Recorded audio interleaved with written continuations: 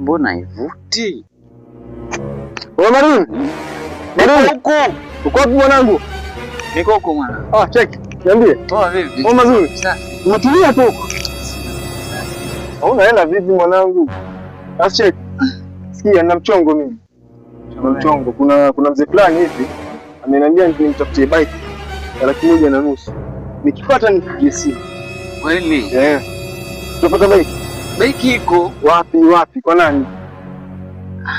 Sasa babangu ana bike hapo. Udako anayo.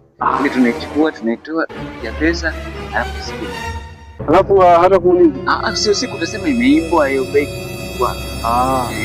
Mimi nakupendea hapo.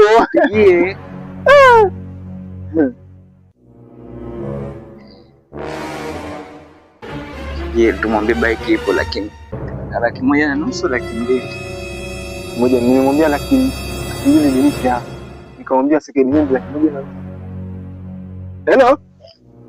Yes boss. Salama. Kwema kabisa. Sasa holi niagiza nitafute bike. Bike imepatikana. 1,60,000. 1,60,000. Lakini amesema atapunguza atafanya 1,50,000.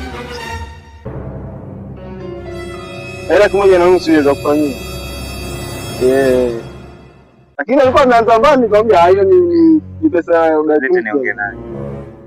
Lete nimwambie hata sasa hivi unaweza sasa hivi yani ishakamilika. Ndio ishakamilika.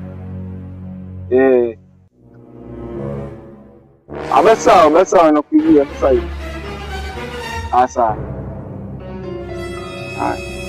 Nasikia yuaje ama tupeleke kwake. Tuchukue ndio nayo kwake sasa hivi. Sio bike kwanza. Iko sawa, ile bike ni kuichukua na kutoka ni sote. Sasa hivi bike si bora iwe na magurudumu. Iko sawa ile watu mwingi.